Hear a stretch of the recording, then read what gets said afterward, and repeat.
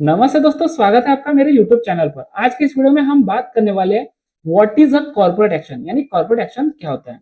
अगर आपने ट्रेडिंग या इन्वेस्टिंग की जर्नी जस्ट स्टार्ट की है तो आपको पता होना चाहिए कि कॉर्पोरेट एक्शन क्या होता है, क्योंकि जो बड़े इन्वेस्टर या ट्रेडर होते हैं ना, वो कॉर्पोरेट एक्शन का यूज करके ट्रेडिंग या फिर इन्वेस्टिंग में प्रॉफिट बनाते हैं। क्योंकि ये जो कंपनी कॉर्पोरेट एक्शन लेती है ना, तो उस वजह से उस कंपनी के शेयर्स अपसाइड या फिर डाउनसाइड मूवमेंट आती है, तो उस मूवमेंट को कैप्चर करके इन्वेस्टर या फिर ट्रेडर प्रॉफिट बनाता है। तो चलिए ज्यादा समय ना लेते हुए सीधा वीडियो स्टार्ट करने की कोशिश करते हैं। तो सबसे पहले हम कॉर्पोरेट एक्शन का बेस बहुत स्ट्रॉन्ग करने की कोशिश करते हैं। कॉर्पोरेट एक्शन का मतलब होता है जब कोई कंपनी या फिर उस कंपनी का मैनेजमेंट कोई ऐसा ऑफिशियल डिसीजन लेता है जो कंपनी के शेयर होल्डर राइट्स या होल्डिंग या शेयर प्राइस की वैल्यू पर इंपैक्ट होता है। तो सिंपल लैंग्वेज में कहूँ तो जब कंपनी कुछ ऐसा करती है जिसका इफेक्ट डायरेक्टली कंपनी के शेयर होल्डर या फिर कंपनी के शेयर के प्राइस पर इंपैक्ट होता है, तो उसे ही कहा जाता है कॉर्पोरेट एक्शन। अब हम बात करते हैं कॉर्पोरेट एक्शन कितने टाइप्स के होते हैं। वैसे तो कॉर्पोरेट एक्शन 3 टाइप्स के होते हैं और इन 3 टाइप्स को 3 कैटेगरी में डिवाइड किया गया है। फर्स्ट कैटेगरी है मॉनेटरी कॉर्पोरेट एक्शन, सेकंड है non monetary corporate action, third है स्ट्रक्चरल कॉर्पोरेट एक्शन। तो देखिए, जब आप किसी भी कंपनी के शेयर्स खरीदते हो तो आप शेयर होल्डर कहलाते हो। तो मॉनेटरी कॉर्पोरेट एक्शन जब कंपनी अनाउंस करती है तो उसमें शेयर होल्डर को डायरेक्टली पैसा उनके बैंक अकाउंट में ट्रांसफर होता है। यानी मॉनेटरी कॉर्पोरेट एक्शन में कंपनी डिविडेंड या फिर इंटरेस्ट रेट जैसे प्रेफरेंस शेयर्स या फिर बॉन्ड के थ्रू अपने शेयर होल्डर के बैंक में डायरेक्ट पैसा ट्रांसफर करते हैं। सेकेंड है नॉन मॉनेटरी कॉर्पोरेट एक्शन। जब कोई company non monetary corporate action announce करती है तो वो कंपनी अपने शेयर होल्डर को पैसा नहीं देती है, बल्कि उस कंपनी का स्ट्रक्चर थोड़ा चेंज हो जाता है। मतलब कि वो कंपनी कॉर्पोरेट एक्शन अनाउंस करती है तो वो स्टॉक स्प्लिट करते हैं या फिर बोनस शेयर इशू करते हैं। यानी अपने कंपनी के शेयर्स के 2 टुकड़े करते हैं या फिर उनको एक्स्ट्रा शेयर दिया जाता है। थर्ड है स्ट्रक्चरल कॉर्पोरेट एक्शन। देखिए, जब कोई कंपनी कॉर्पोरेट एक्शन यानी स्ट्रक्चरल कॉर्पोरेट एक्शन अनाउंस करती है तो उसमें ना जो भी कंपनी का शेयर होल्डर है उसको ऑनरशिप या कैपिटल स्ट्रक्चर चेंज होता है।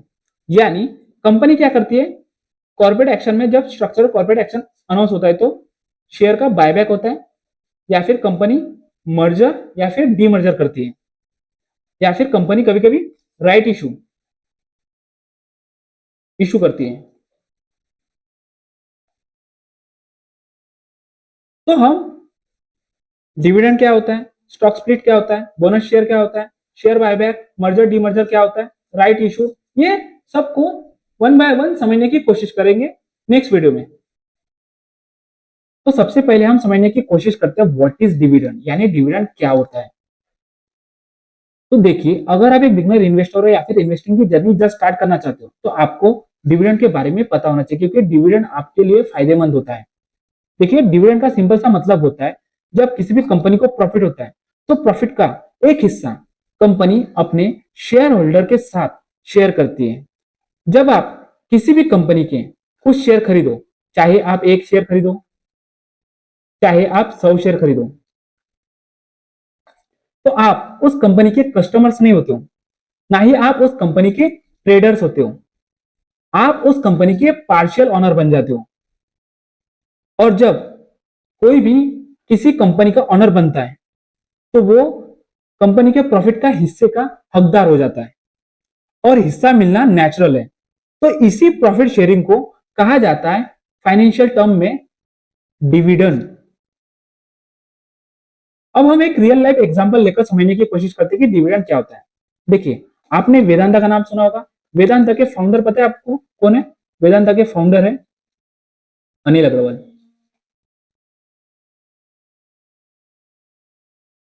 तो वेदांता कंपनी हर साल कई बार डिविडेंड देती है क्योंकि ये प्रॉफिटेबल कंपनी है। तो कंपनी को जब प्रॉफिट होता है तो प्रॉफिट का कुछ हिस्सा कंपनी अपने पास रिजर्व रखती है और प्रॉफिट का कुछ हिस्सा वो अपने शेयर होल्डर के साथ शेयर करती है। यानी मान लीजिए कंपनी को 100 करोड़ का प्रॉफिट है तो 50 करोड़ कंपनी के पास री इन्वेस्ट करती है कंपनी, और जो बचा कुचा प्रॉफिट का कुछ हिस्सा यानी 50 करोड़ वो अपने शेयर होल्डर के साथ शेयर करती है। मान लीजिए वेदांता कंपनी प्रॉफिटेबल है, अब उस कंपनी के मैनेजमेंट ने अनाउंस किया 10 रुपए पर शेयर डिविडेंड। तो अगर आपने वेदांता कंपनी के 100 शेयर बाय किए तो आपको है ना 100 × 10 जितना डिविडेंड अनाउंस किया है, यानी आपको 1000 सीधा आपके बैंक अकाउंट में डायरेक्टली ट्रांसफर होंगे। एग्जाम्पल के तौर पर कोल इंडिया भी बहुत बार डिविडेंड देती है और ये प्रॉफिटेबल कंपनी है और ये कोल इंडिया पीएसयू कंपनी है। अगर आपको समझने में कंफ्यूजन हो रही है तो मैं फिर से एक एग्जांपल लेकर आपको समझाने की कोशिश करता हूँ कि डिविडेंड क्या होता है। देखिए, मान लीजिए आप और आपके दोस्त ने एक चाय की दुकान ओपन की, ओके, उसमें उस कंपनी को 1 लाख का प्रॉफिट हुआ।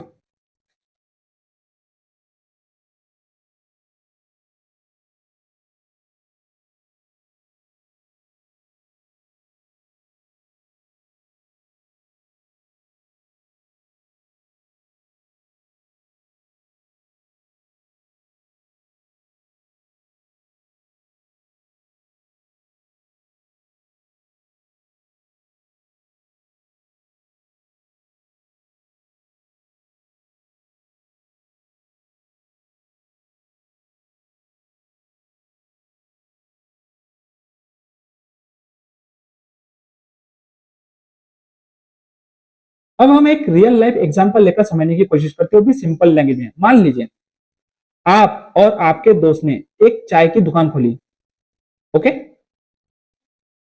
टी शॉप, और उस कंपनी को प्रॉफिट हुआ 1 लाख का।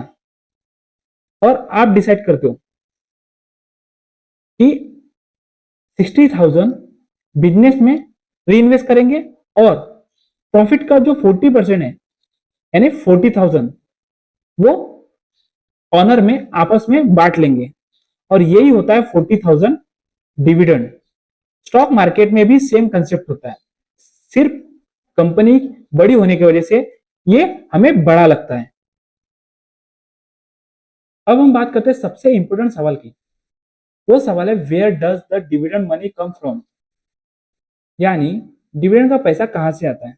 देखिए, जो भी कंपनी अपना डिविडेंड देती है या फिर अपने शेयर होल्डर के साथ डिविडेंड शेयर करती है तो वो डिविडेंड कभी भी लोन से बिल्कुल नहीं आता है या फिर कभी भी मार्केट से बिल्कुल नहीं आता है।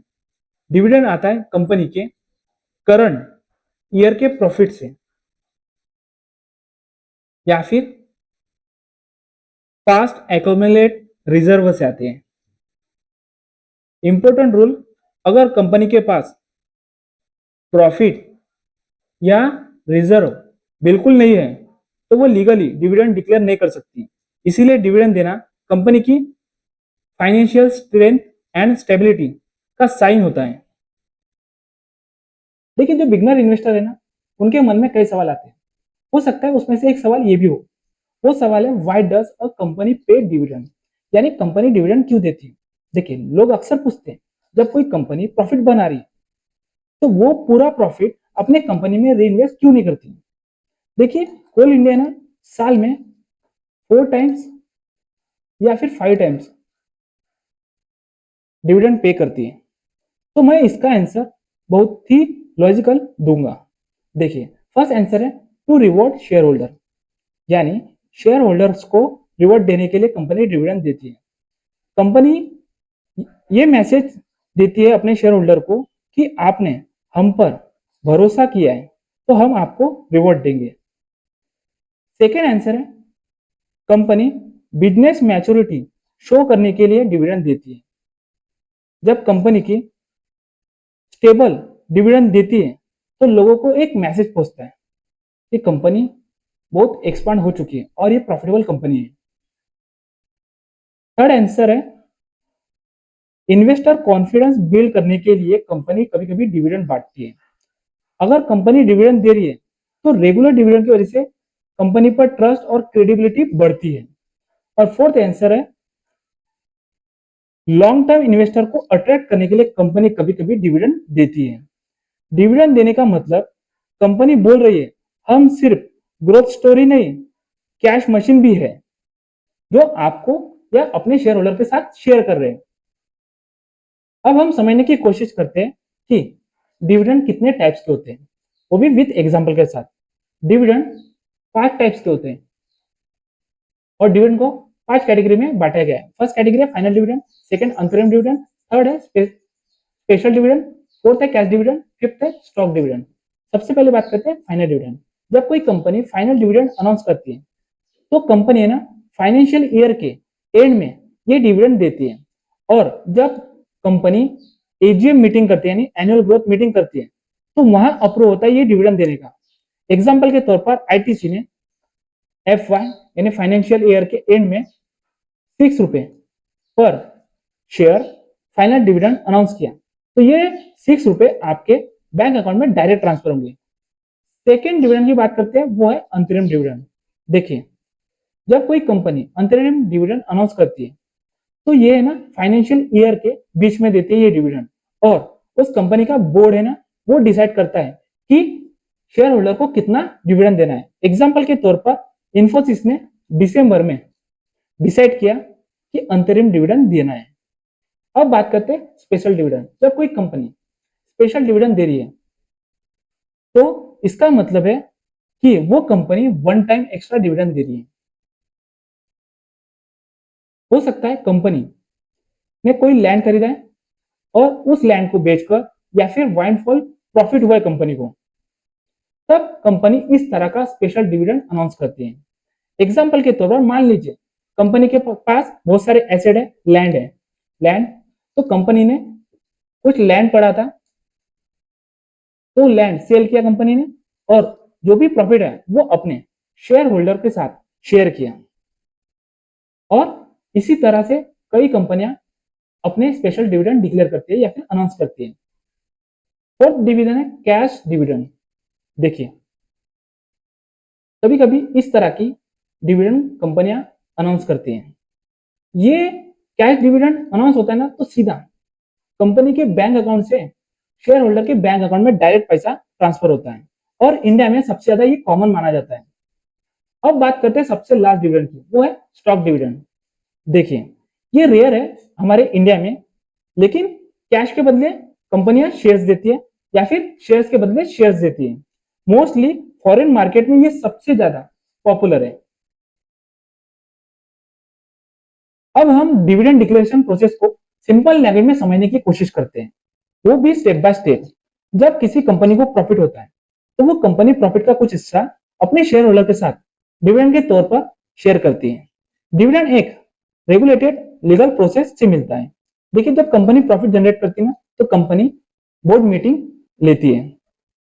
सबसे फर्स्ट स्टेप है बोर्ड मीटिंग। तो जब कंपनी ने बोर्ड मीटिंग किया तो उस बोर्ड मीटिंग में बात होती है और बोर्ड डिसाइड करता है कि अपने शेयर होल्डर को डिविडेंड देना है या फिर नहीं देना है, और देना है तो कितना डिविडेंड देना है। फिर सेकंड स्टेप है स्टॉक एक्सचेंज अनाउंसमेंट। देखिए, जब कोई कंपनी डिविडेंड देती है तो स्टॉक एक्सचेंज को बताती है और स्टॉक एक्सचेंज अनाउंस करती है। जैसे कि भारत में 2 स्टॉक एक्सचेंज है, एक एनएससी, दूसरा बीएससी। एनएससी का फुल फॉर्म है नेशनल स्टॉक एक्सचेंज, बीएससी का फुल फॉर्म है बॉम्बे स्टॉक एक्सचेंज। एनएससी पर 2000 से ज्यादा कंपनियां लिस्टेड है और बीएससी पर 5000 से ज्यादा कंपनियां लिस्टेड है। तो उसके बाद एनएससी इन्फॉर्म करती है कि कितना डिविडेंड देना है। तो एनएससी के वेबसाइट पर आपको रिकॉर्ड डेट मिलेगी, जो स्टेप थर्ड है। तो स्क्रीन पर आपको दिखाई दे रहा है रिकॉर्ड डेट। इस तरह से इंटरफेस आपको एनएससी के वेबसाइट पर दिखाई देगा। रिकॉर्ड डेट ये बताता है या फिर ये डिसाइड करता है कि उस डिविडेंड पाने को कौन एलिजिबल शेयर होल्डर है। फिर फोर्थ स्टेप आती है एक्स डिविडेंड डेट। स्क्रीन पर दिखाई दे रहा है आपको एक्स डेट। तो रिकॉर्ड डेट से एक दिन पहले अगर आप इस कंपनी के शेयर्स खरीद लेते हो तो आप डिविडेंड पाने के हकदार हो जाते हो। भले ही आप उस कंपनी के शेयर साल भर होल्ड ना रखो, लेकिन रिकॉर्ड डेट के एक दिन पहले अगर आप उस कंपनी के शेयर्स बाय करते हो तो आपको पक्का डिविडेंड मिल सकता है। लेकिन अगर एक्स डेट के बाद अगर आपने उस कंपनी के शेयर खरीदे तो आपको डिविडेंड बिल्कुल नहीं मिलेगा। फिफ्थ स्टेप है पेमेंट डेट। तो इस डेट पर है ना शेयर होल्डर को डिविडेंड सीधा उसके बैंक अकाउंट में डायरेक्ट ट्रांसफर किया जाता है। देखिए, जो बिगनर इन्वेस्टर है ना उनके दिमाग में कई सवाल आते हैं जिस वजह से वो कंफ्यूजन में रहते हैं, और ये जो कंफ्यूजन है ना, वो हर इन्वेस्टर के दिमाग में होता है, record date versus ex dividend date. तो ये डेट लेकर बड़े बड़े इन्वेस्टर कंफ्यूजन में रहते हैं। तो आज की इस वीडियो में हम कंफ्यूजन क्लियर करने की कोशिश करते हैं। देखिए, वो भी एक रियल लाइफ एग्जांपल लेकर। मान लीजिए आईटीसी कंपनी ने डिविडेंड अनाउंस किया और उन्होंने दो डेट अनाउंस की, एक रिकॉर्ड डेट, दूसरी एक्स डिविडेंड डेट। तो देखिए, रिकॉर्ड डेट क्या थी 10 जुलाई और एक्स डिविडेंड डेट क्या थी 9 जुलाई।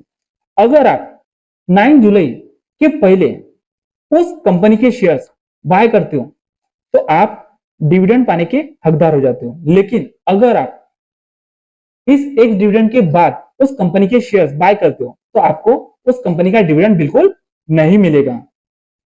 अगर आप मार्केट में ट्रेडिंग करते हो तो आपने कभी ना कभी देखा होगा कि कोई कंपनी अपना डिविडेंड अनाउंसमेंट करती है। मान लीजिए आईटीसी कंपनी ने डिविडेंड अनाउंस किया और उसकी रिकॉर्ड डेट है 10 जुलाई। तो 10 जुलाई के बाद या फिर 10 जुलाई को वो कंपनी का शेयर नीचे गिरते हुए दिखाई दे रहा होगा। तो आपके मन में सवाल आएगा कि वो क्यों गिरा। तो मैं आपको एक एग्जांपल लेकर समझाने की कोशिश करता हूं, वो भी रियल लाइफ एग्जांपल। मान लीजिए आईटीसी कंपनी ने 6 रुपए डिविडेंड अनाउंस किया और आईटीसी का share price before ex date 400 चल रहा था और एक्स डेट के बाद उस कंपनी के शेयर का प्राइस 394 चल रहा है, यानी 400 से 6 रुपए प्राइस नीचे गिरा। तो आपके मन में सवाल है कि क्यों गिरा। तो देखिए, वो इसलिए गिरा कि वो जो 6 रुपए डिविडेंड डिक्लेयर किया, तो वो डिविडेंड का पैसा है ना कंपनी के कैश सेक्शन से निकल गया, तो जिस वजह से उस कंपनी का शेयर गिरा। डिविडेंड फ्री मनी नहीं होता है, बस प्राइस एडजस्टमेंट होता है। आज हम बात करने वाले हैं व्हाट इज डिविडेंड यील्ड, यानी डिविडेंड यील्ड क्या होता है। अगर आप किसी भी स्टॉक में इन्वेस्ट करते हो या फिर इन्वेस्ट में सीरियसली करियर बनाना चाहते हो तो ये टॉपिक आपको पता होना चाहिए। ये टॉपिक आपके लिए फायदेमंद हो सकता है। डिविडेंड यील्ड एक परसेंटेज फिगर होती है, स्क्रीन पर दिखाई दे रहा है आपको। तो ये कोल इंडिया का परसेंटेज फिगर है डिविडेंड यील्ड। डिविडेंड यील्ड आपको ये बताता है आपको अपने इन्वेस्टेड पैसों पर कितनी कैश इनकम मिल रही है। मान लीजिए आपने कोल इंडिया में 1 लाख इन्वेस्ट किए तो आपको एनुअली 6% का रिटर्न मिल सकता है, वो भी डिविडेंड के तौर पर, और डिविडेंड सीधा आपके बैंक अकाउंट में डायरेक्ट ट्रांसफर होगा। डिविडेंड यील्ड का फॉर्मूला होता है dividend yield equal annual dividend divided by current price into 100। Simple language में कहूं तो आपने जो प्राइस दिया उस प्राइस के कंपैरिजन में कंपनी आपको कितना पैसा दे रही है, वो होता है डिविडेंड यील्ड। आई होप मैं आपको जो सिंपल लैंग्वेज में समझाया कि डिविडेंड यील्ड क्या होता है तो समझ में आया होगा डिविडेंड यील्ड क्या होता है। अब हम एक सिंपल एग्जांपल लेकर समझने की कोशिश करते हैं कि डिविडेंड यील्ड क्या होता है। मान लीजिए एक कंपनी है, उस कंपनी के मैनेजमेंट ने एक कॉर्पोरेट एक्शन लिया जिसे डिविडेंड बोला जाता है, और उस कंपनी के शेयर का प्राइस चल रहा है, यानी एक शेयर का प्राइस चल रहा है 100 रुपए, और उस कंपनी ने अनाउंसमेंट किया है एनुअली डिविडेंड 5 रुपए। ओके, लेकिन डिविडेंड यील्ड का क्या फॉर्मूला था, annual dividend divided by current share price into 100। तो आप 5 divided by current share price यानी 100 इंटू 100 करोगे तो वो आएगा डिविडेंड यील्ड। मतलब अगर आपने उस कंपनी में 100 रुपए इन्वेस्ट किए तो वो कंपनी आपको हर साल 5 रुपए कैश के फॉर्म में देगी।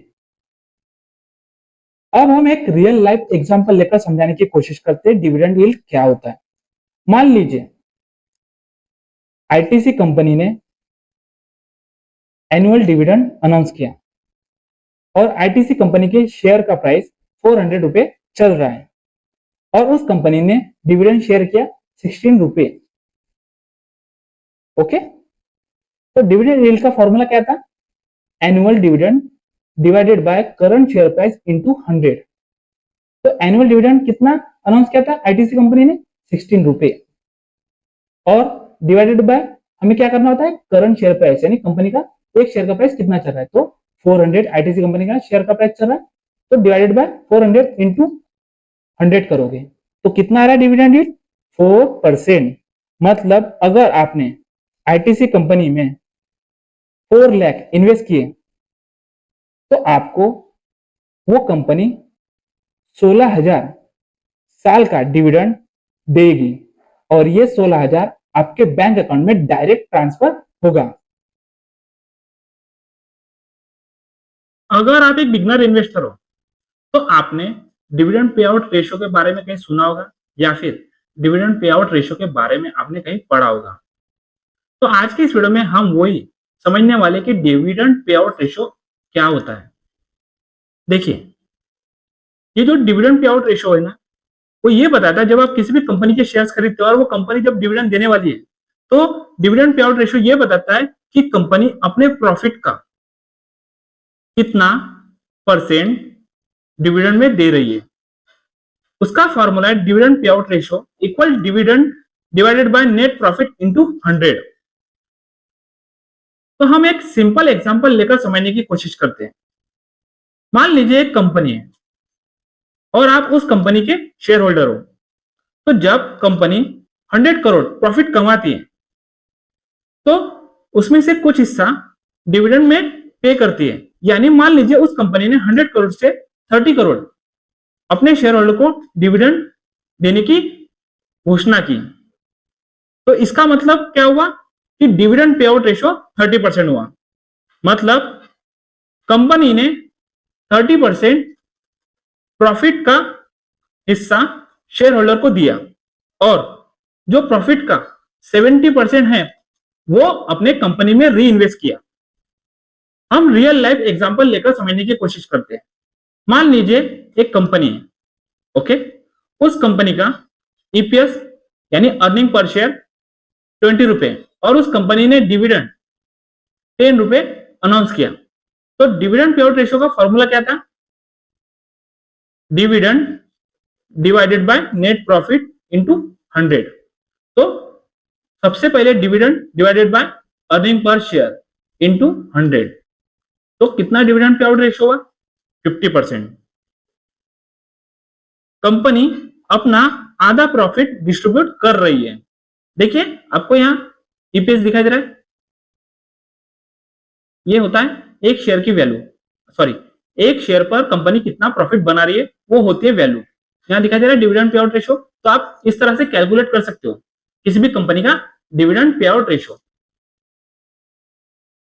अब हम समझने की कोशिश करते हैं कि कोई कंपनी, अगर उस कंपनी का high dividend pay out ratio है तो वो अच्छी है या फिर बुरी है, ये समझने की कोशिश करते हैं। अगर कोई कंपनी हाई पे आउट रेशियो दिखा रहा है तो आपको सबसे पहले देखना होगा 70% से ज्यादा है, यहां दिखाई दे रहा है। तो आपको सबसे पहले उस कंपनी का फंडामेंटल एनालिसिस चेक करना होगा, क्योंकि अगर आप सिर्फ इनकम के लिए उस कंपनी में इन्वेस्टमेंट करते हो तो वो आपके लिए अच्छा है, लेकिन उस कंपनी की ग्रोथ लिमिटेड हो सकती है और फ्यूचर डिविडेंड कट का रिस्क हो सकता है। एग्जांपल के तौर पर पीएसयू कंपनी, देखिए एनर्जी एंड माइनिंग सेक्टर में एनटीपीसी, ओएनजीसी, गेल, आईओसीएल, इस तरह की कंपनियां। फिनेंस एंड बैंकिंग सेक्टर में SBI, Punjab national bank, PFC.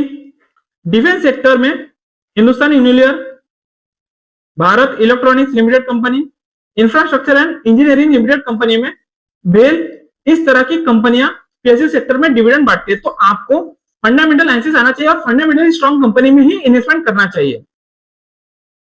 अब हम बात करते हैं, अगर कोई कंपनी लो dividend pay out ratio show कर रही है तो वो गुड होता है या फिर बैड होता है, वो समझने की कोशिश करते हैं। देखिए अगर कोई कंपनी लो डिविडेंड रेशियो शो कर रही है यानी 30 से कम, तो ग्रोथ के लिए अच्छा है, फ्यूचर डिविडेंड इंक्रीज पॉसिबल हो सकता है। लेकिन अगर आप इस सिचुएशन में उस कंपनी में इन्वेस्टमेंट करते हो तो करंट इनकम आपकी कम हो सकती है। एग्जांपल के तौर पर आईटी कंपनियां, एक्सपेंडिंग बिजनेस। अब हम समझने की कोशिश करते हैं कि dividend pay out ratio ideal क्या होना चाहिए। देखिए जनरली अगर 30 से 40% तक है तो balance and healthy dividend pay out ratio माना जाता है। अगर 30% से नीचे है तो ग्रोथ फोकस कर रही है कंपनी, यानी कंपनी ग्रोथ पर फोकस कर रही है। अगर कोई कंपनी या फिर कोई कंपनी का डिविडेंड पे आउट रेशो 70% से ज्यादा है तो ये एक रेड फ्लैग हो सकता है। तो इस तरह की कंपनी में आपने इन्वेस्टमेंट बिल्कुल नहीं करना चाहिए डिविडेंड के लिए, और आप फंडामेंटली स्ट्रॉन्ग कंपनी में ही इन्वेस्टमेंट करना चाहिए। बेस्ट कंपनी वो होती है जिस कंपनी का स्टेबल प्रॉफिट हो plus moderate dividend pay out ratio plus company की कंसिस्टेंट हिस्ट्री हो, यानी कंटिन्यूसली प्रॉफिट जनरेट कर रही हो और वो कई सालों से अच्छे से वर्क कर रही हो और उस कंपनी का मैनेजमेंट बहुत अच्छा हो। अब हम dividend pay out ratio versus dividend yield में क्या डिफरेंस होता है वो सिंपल लैंग्वेज में समझने की कोशिश करते हैं। देखिए, डिविडेंड यील्ड ये इन्वेस्टर के एंगल के लिए होता है और पे आउट रेशो ये कंपनी के एंगल के लिए होता है। अगर आप किसी भी कंपनी में डिविडेंड के लिए इन्वेस्टमेंट करना चाहते हो तो सबसे पहले देखिए कि उस कंपनी का डिविडेंड हाई यील्ड है प्लस उस कंपनी का डिविडेंड पे आउट रेशो बहुत हाई है, तो ये एक रेड फ्लैग हो सकता है। तो सबसे पहले उस कंपनी में आप प्रॉपर फंडामेंटल एनालिसिस कीजिए। अगर वो स्ट्रांग है तो इन्वेस्ट करने की कोशिश कीजिए। अगर आपको पता चल रहा है फंडामेंटल एनालिसिस के थ्रू वो कंपनी फंडामेंटली वीक है तो ये एक रेड फ्लैग हो सकता है। इस तरह की कंपनी में आपने इन्वेस्टमेंट बिल्कुल नहीं करना है। अगर किसी भी कंपनी में अगर आप इन्वेस्टमेंट करना चाहते हो डिविडेंड के लिए तो उस कंपनी का डिविडेंड मॉडरेट यील्ड है plus moderate dividend pay out ratio है तो ये ग्रीन फ्लैग हो सकता है और ये बेस्ट कॉम्बो है। इस तरह की कंपनी में आप फंडामेंटल एनालिसिस कर उस कंपनी में इन्वेस्टमेंट कर सकते हो। अगर आप किसी भी कंपनी में डिविडेंड के लिए इन्वेस्टमेंट कर रहे हो तो मैं आपको कुछ रेड फ्लैग की चेकलिस्ट बता देता हूं। अगर जिस भी कंपनी में आप इन्वेस्टमेंट करना चाहते हो अगर उस कंपनी का नेगेटिव कैश फ्लो है तो उस कंपनी में इन्वेस्टमेंट बिल्कुल मत कीजिए। फिर उसके बाद आप देखिए अगर उस कंपनी का डेट कंटिन्यूसली ग्रो हो रहा है लेकिन वो हाई डिविडेंड पे आउट कर रहा है तो ये रेड फ्लैग हो सकता है कंपनी के लिए या फिर आपके लिए। फिर उसके बाद one time special dividend hike, अगर कंपनी कई सालों बाद डिविडेंड दे रही है तो वो डिविडेंड क्यों दे रही है, किस वजह से दे रही है, उसका रीजन आप ढूंढने की कोशिश करो क्योंकि ये रेड फ्लैग हो सकता है। उसके बाद प्रमोटर स्टेक रिडक्शन, अगर आप किसी भी कंपनी में इन्वेस्टमेंट करना चाहते हो तो सबसे पहले उस कंपनी का प्रमोटर यानी जो मालक होता है उसके स्टेक देखिए, अगर वो रिडक्शन कर रहा है तो ये एक रेड फ्लैग हो सकता है। तो इस तरह की कंपनी से आपने दूरी बनाना है। सबसे last cyclical business pretending stability, अगर आप डिविडेंड के लिए अपना पोर्टफोलियो बनाना चाहते हो और आप रिटायर पर्सन हो या रिटायर इन्वेस्टर हो तो आपके लिए एक पोर्टफोलियो स्ट्रक्चर बताता हूं। देखिए, आइडियल पोर्टफोलियो स्ट्रक्चर में 40% पीएसयू कंपनी या फिर पावर कंपनी होनी चाहिए। उसके बाद 30% एफएमसीजी सेक्टर की कंपनियां होनी चाहिए, 20% बैंकिंग सेक्टर की कंपनियां होनी चाहिए और सबसे लास्ट 10% अपना पोर्टफोलियो लिक्विड फंड में होना चाहिए। अगर आप रिटायर पर्सन हो और आप डिविडेंड का या फिर डिविडेंड के लिए कंपनी में इन्वेस्टमेंट करना चाहते हो तो इस तरह से आप पोर्टफोलियो बना सकते हो। आपका गोल होना चाहिए कैपिटल सेफ्टी,